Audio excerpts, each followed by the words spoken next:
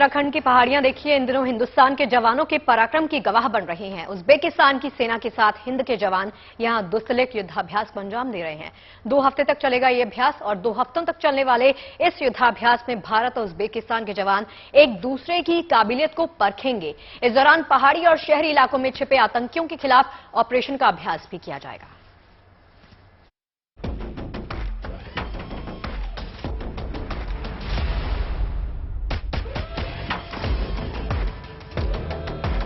उत्तराखंड की पहाड़ियों में हिंद के वीरों के साथ कदम ताल करते ये हैं उज्बेकिस्तान के जवान।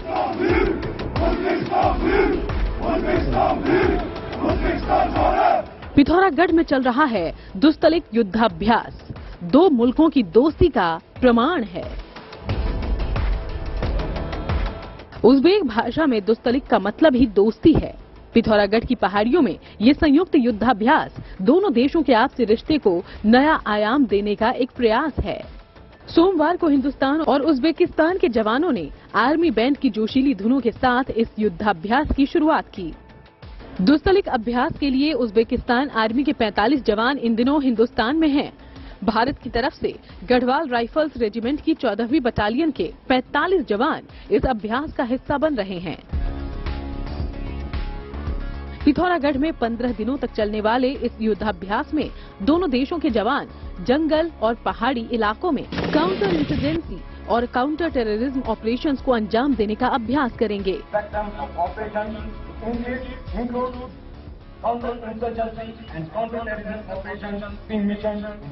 अगर भविष्य में कभी दोनों सेनाओं को मिलकर किसी ऑपरेशन को अंजाम देना पड़ा तो दोनों सेनाएं बेहतर तालमेल के साथ मिलकर इस मिशन को अंजाम दे सकेंगी।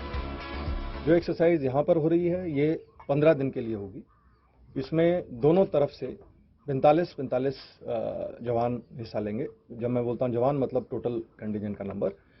उज्बेकिस्तान की तरफ से 10 ऑफिसर और 35 अदर रैंक जवान हैं और हमारी तरफ से 6 ऑफिसर और 39 अदर रैंक्स हैं जो इसमें पार्टिसिपेट करेंगे। और इसमें हमारा फोकस यूएन मैंडेट के अंडर दोनों आर्मीज को जब किसी भी एक एटमॉस्फेयर में इकट्ठे ऑपरेट करना पड़े तो वो हम कैसे करेंगे, अपनी टेक्निक्स, ट्रेनिंग, टैक्टिक्स और प्रोसीजर को एक दूसरे को सिखाते हुए उसके लिए तैयार करना, ये हमारा मुद्दा रहेगा। इस युद्धाभ्यास में फील्ड ट्रेनिंग के साथ दोनों सेनाएं मिलकर युद्ध की रणनीति बनाने पर भी चर्चा करेंगी। संयुक्त ऑपरेशन में आधुनिक उपकरणों और हथियारों के इस्तेमाल पर जोर दिया जाएगा। युद्ध जैसे हालात में दोनों सेनाएं मिलकर दुश्मन को नेस्तनाबूद करने का हुनर भी दिखाएंगी। इस युद्धाभ्यास में दोनों देशों के जवान सैन्य ऑपरेशन के साथ साथ आतंक विरोधी जवाबी कार्रवाई के अनुभव साझा करेंगे। इस दौरान दोनों मुल्कों के जवान कई ऑपरेशन ड्रिल का प्रदर्शन भी करेंगे। ये युद्धाभ्यास संयुक्त राष्ट्र के मैंडेट के तहत पहाड़ी और शहरी इलाकों में आतंकवाद विरोधी अभियान पर फोकस करेगा। इस अभ्यास में किसी इमारत में छिपे आतंकियों पर हमला करने का अभ्यास किया जाएगा। पहाड़ी इलाकों में छिपे दुश्मनों को ढूंढ निकालने और उस पर काबू पाने की प्रैक्टिस की जाएगी। अगर किसी आतंकी से सामना हो जाए तो बिना हथियार के ही उस पर काबू पाने का अभ्यास भी किया जाएगा। उज्बेकिस्तान के साथ बेहतर सैन्य तालमेल के लिए दुस्तलिक युद्धाभ्यास की शुरुआत साल 2019 में हुई थी। इस साल दुस्तलिक अभ्यास का ये 4था संस्करण है। पिथौरागढ़ के फॉरेन ट्रेनिंग नोड में 5 मार्च तक चलने वाले इस संयुक्त युद्धाभ्यास में दोनों सेनाओं को एक दूसरे की काबिलियत परखने का मौका मिलेगा। ये युद्धाभ्यास दोनों सेनाओं के बीच तालमेल को नई ऊंचाइयां देने के साथ साथ दोनों मुल्कों के आपसी रिश्ते मजबूत करने में भी मील का पत्थर साबित होगा। पिथौरागढ़ से राकेश पंत के साथ bureau report, good news today.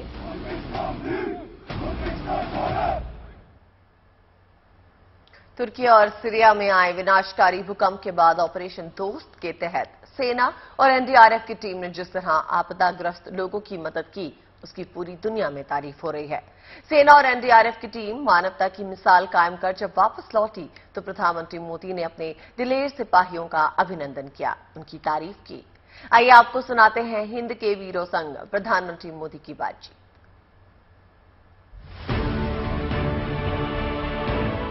जब मैं राउंड ले रहा था तो एक पेशेंट का रिलेटिव वो देख के समझ गया कि मैं यहाँ का कमांडिंग ऑफिसर हूँ उसने जस्ट मेरे दोनों हाथ पकड़ के आंखों से लगाए और चूमा। तो मैं भी झुक गया। तो उसने कहा आप समझ सकते हैं ये इसका मतलब क्या है? मैंने कहा आप मुझे इज्जत दे रहे हैं। तो कहते हैं नहीं, आप मेरे पिता समान हैं। तो मैं काफ़ी गदगद हो गया। बट उसके बाद वो बोलता है सर मैं इस कंट्री की यंग जनरेशन हूँ और मैं आपको आश्वस्त करता हूँ कि आने वाली जनरेशन्स याद रखेंगी कि आपके देश ने हमारे देश के लिए क्या किया। कि महिला कह रही है कि मेरे लिए सबसे पहले अल्लाह है और आज की डेट में हमारे लिए सेकंड नंबर पे आप हो।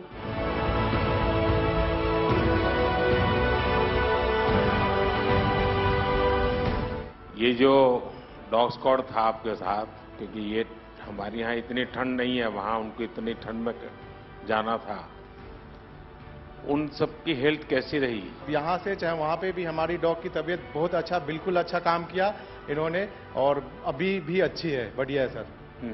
हमने सबसे पहले डॉग जूली को रबल्स की तरफ छोड़ा, तो जूली ने रबल्स की तरफ देखकर बार करके लाइव विक्टिम होने का इंडिकेशन दिया। उसके बाद में फिर हमने रोमियो को उसके कंफर्मेशन के लिए छोड़ा और रोमियो ने फिर से बार करके उसको वहां लाइव विक्टिम होने का कंफर्मेशन दिया। हमने 2 छोटी बच्चियों को रबल से 80 घंटे और 104 घंटे के बाद अर्थक्वेक के निकाला उनको जिंदा।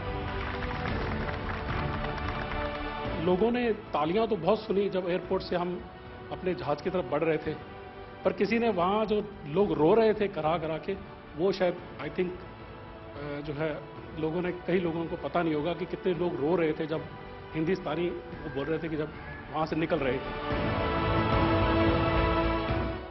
तिरंगा लेकर हम जहाँ भी पहुँचते हैं वहाँ एक आश्वासन मिल जाता है, अब भारत की टीमें आ चुकी हैं।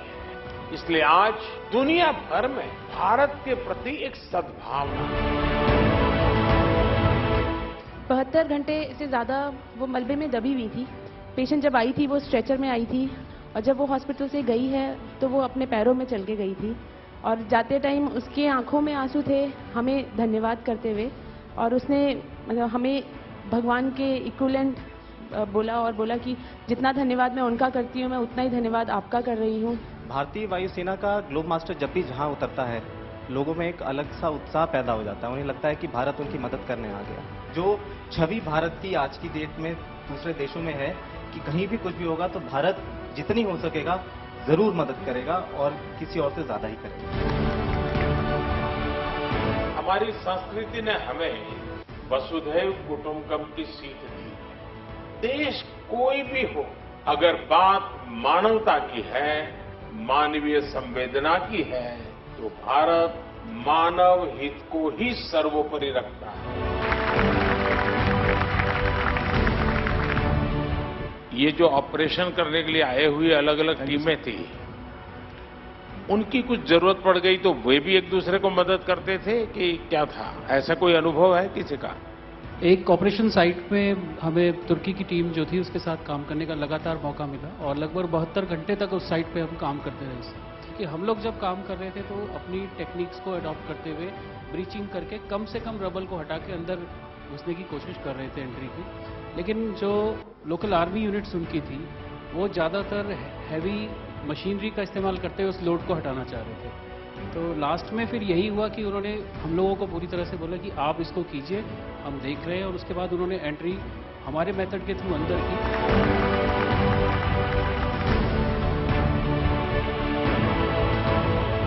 ऑपरेशन दोस्त मानवता के प्रति भारत के समर्पण और संकट में फंसे देशों की मदद के लिए तत्काल खड़े होने के हमारे कमिटमेंट को भी दर्शाता है।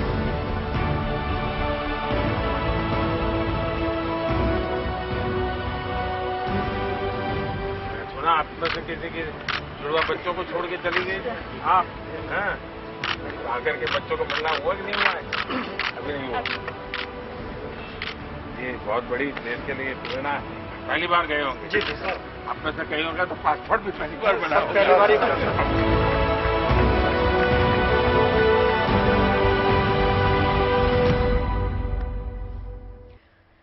तो हिंद के वीरों संग प्रधानमंत्री नरेंद्र मोदी की बेहद मोटिवेशनल बातचीत सुनी आपने।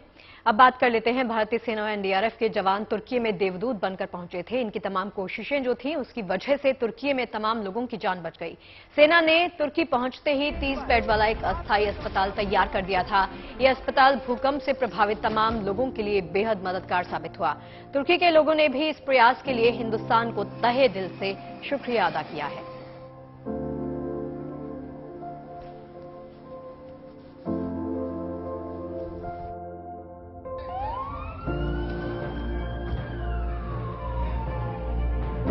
Hospital, I need medicine. Thank you for these things. Your Indian group has just arrived and helped us really much, and I felt really alone, but when they come here I felt they secure again. Thank you so much for your support.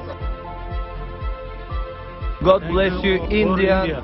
Indian. Thank you very much. Thank you very much, all the India.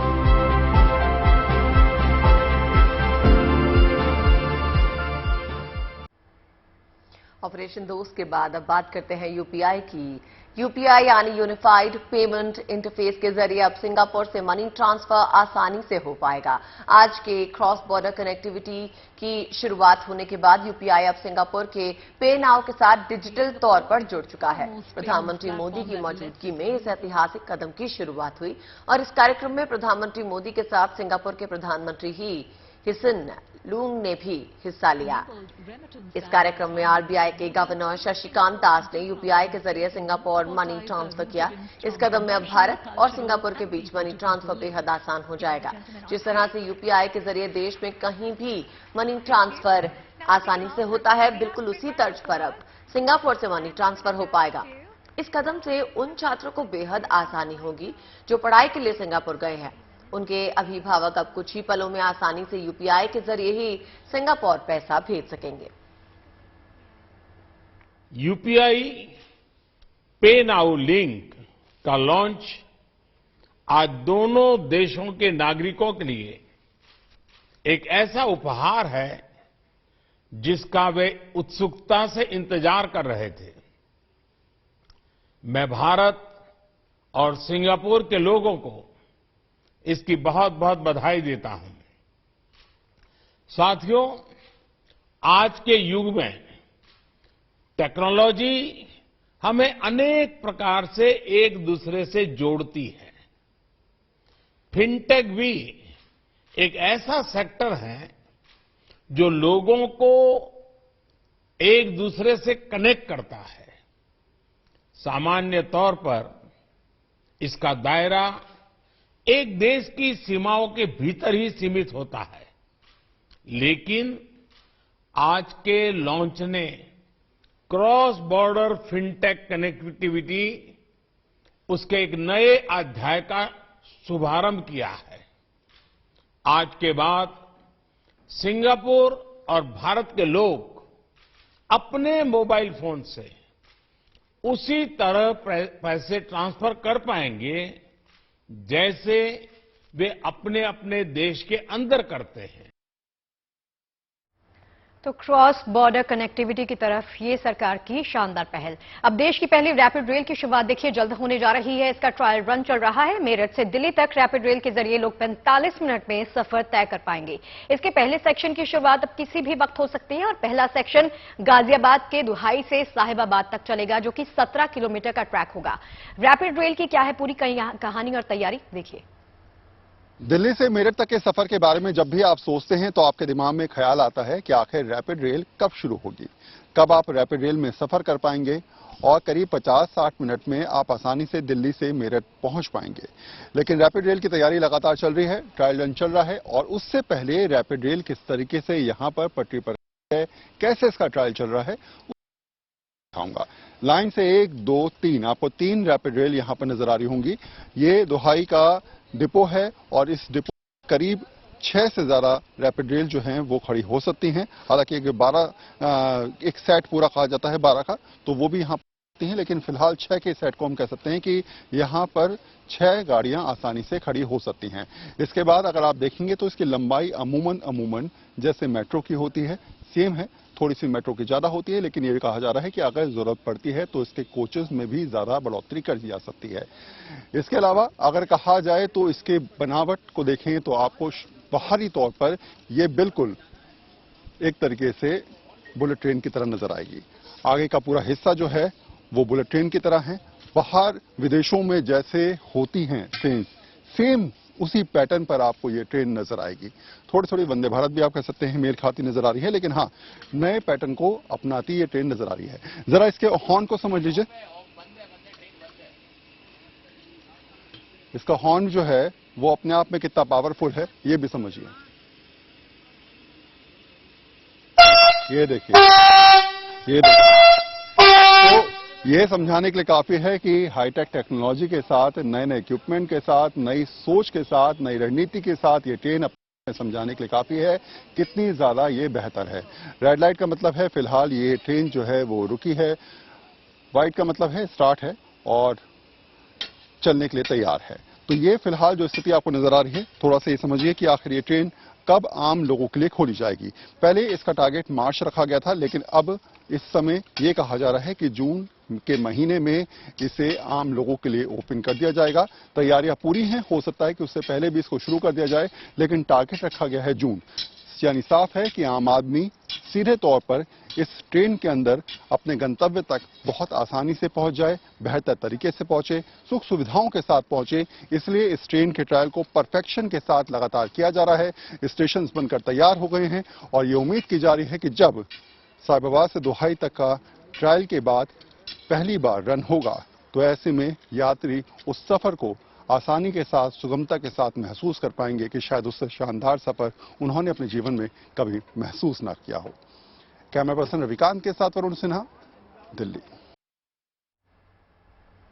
आपने अब तक कई गांव को देखा होगा, कई ऐसे गांव के बारे में सुना होगा जो काफी विकसित है और किसी न किसी खास वजह से देश के मानचित्र में एक खास स्थान रखते हैं। लेकिन क्या आपने किसी ऐसे गांव के बारे में सुना है जहां के लोगों की पहचान उनके नाम से नहीं, किसी खास धुन, ट्यून या हूट से होती है? तो चलिए आपको लिए चलते हैं मेघालय के एक ऐसे ही गांव कोंगथोंग के सफर पर।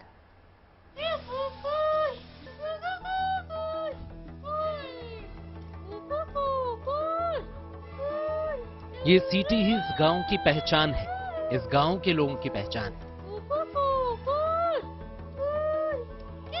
देश का ये इकलौता ऐसा अनोखा गांव है जहां लोग एक दूसरे को नाम से नहीं, सीटी बजाकर बुलाते हैं। सीटी बजाने का मतलब है एक खास धुन जो कि हर व्यक्ति के लिए अलग अलग होती है। मेघालय का ये अनोखा गांव है कोंगथोंग, जो कि व्हिस्लिंग विलेज के नाम से भी मशहूर है। यहाँ जब कोई बच्चा पैदा होता है तो माँ उसके लिए कोई धुन बनाती है और उसके नाम के साथ ये धुन उस बच्चे की पहचान बनती है। आपको ये थोड़ा अजीब लग सकता है, लेकिन यही इस गांव की हकीकत है। These tunes we use only for communications, no? So that instead of calling by their names, we are calling by their song. So suppose I am Gibson. So instead of calling, hey Gibson, come here, you can call by my tune, like. Meghalaya की राजधानी शिलोंग से करीब 55 kilometre दूर east खासी hills जिले में मौजूद है कोंगथोंग गांव। पक्की सड़कें, पक्के मकान, बड़ी गाड़ियां, विकास की बयार से गांव अछूता नहीं है। हर घर जल की सुविधा भी इस पहाड़ी गांव तक पहुंच गई है। अपने प्राकृतिक सौंदर्य और विशिष्ट संस्कृति के लिए मशहूर कोंगथोंग संयुक्त राष्ट्र विश्व पर्यटन संगठन के सर्वश्रेष्ठ पर्यटन गांव की लिस्ट में शामिल है। इस गांव को सांसद राकेश सिन्हा ने गोद लिया है। इस गांव की आबादी 700 के करीब है। इसका मतलब ये है कि एक समय में यहाँ 700 से ज्यादा धुनें सुनी जा सकती हैं। इस गांव में सड़क के किनारे चलते समय आपको सीटी की कई आवाजें सुनाई देंगी। ये परंपरा कहां से आई कोई नहीं जानता, लेकिन ऐसा माना जाता है कि ये रीति रिवाज इस गांव की स्थापना के बाद से अस्तित्व में है।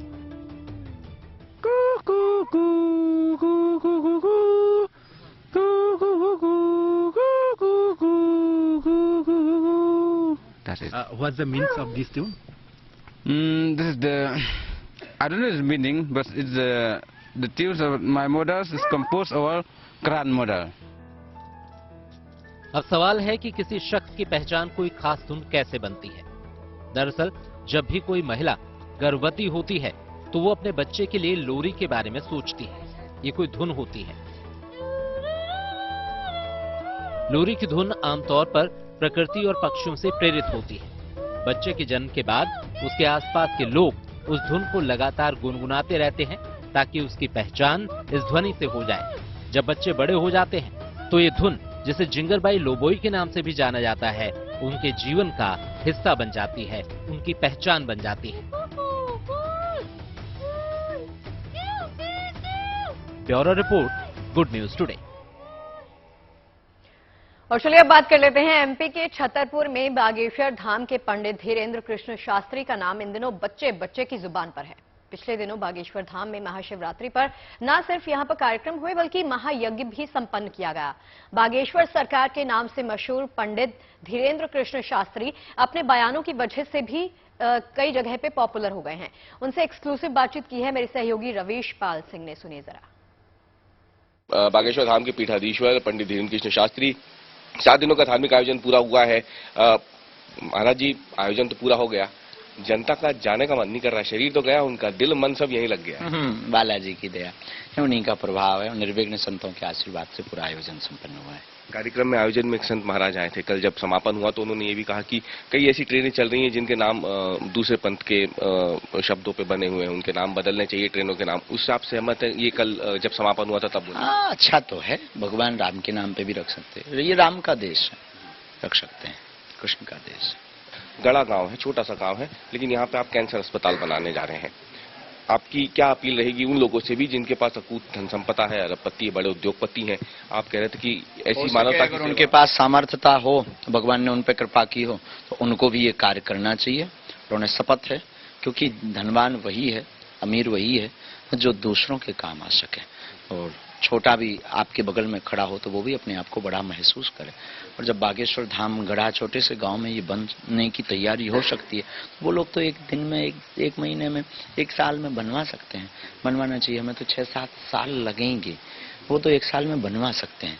तो ये ईश्वरीय कार्य होगा, नर सेवा नारायण सेवा होगी और करनी चाहिए। समूचे भारतवर्ष के अमीरों से हमारी अपील है।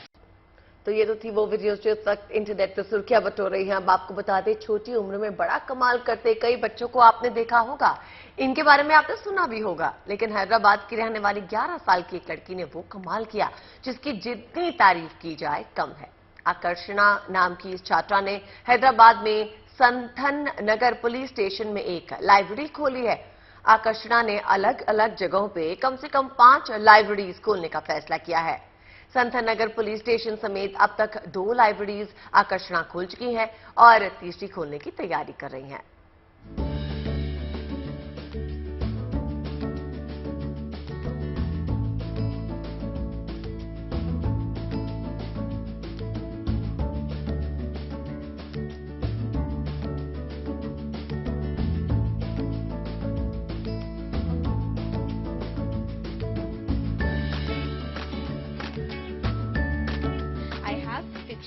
मेरे पास fiction, non fiction, general knowledge और ज्यादातर लैंग्वेज की किताबें हैं।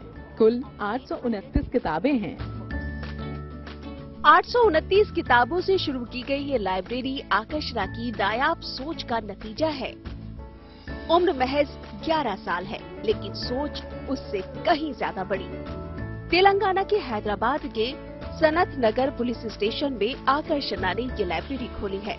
ऐसा पहली बार है जब शहर के किसी पुलिस स्टेशन में इस तरह की लाइब्रेरी खोली गई हो।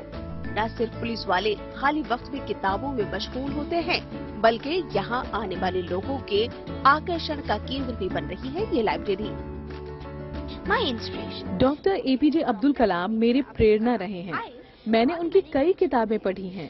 उनकी किताबें पढ़कर मैंने फैसला किया कि हर बच्चे को कम से कम अपने जीवन में एक किताब तो पढ़नी ही चाहिए।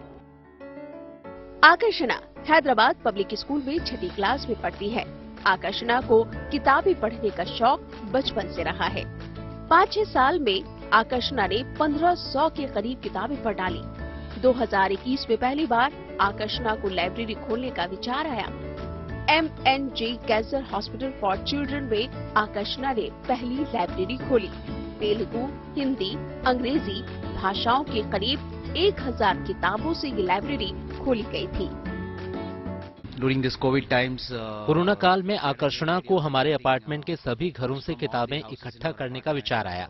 अपने दोस्तों और रिश्तेदारों के यहाँ से भी किताबें जमा की। MNJ cancer hospital for children में आकर्षणा ने 1036 किताबों से लाइब्रेरी शुरू की। ये हमारे लिए आंखें खोलने वाला अनुभव रहा, क्योंकि उसने कैंसर इंस्टीट्यूट के डायरेक्टर को सीधे खत लिखा और उनसे लाइब्रेरी खोलने की अनुमति ली।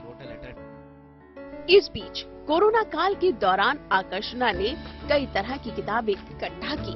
आकर्षणा ने साइबराबाद के पुलिस स्टेशन को संथान नगर थाने में लाइब्रेरी खोलने के लिए पत्र लिखा, जिसे मंजूर कर लिया गया और इस तरह आकर्षणा की दूसरी लाइब्रेरी खोलने का ख्वाब पूरा हुआ।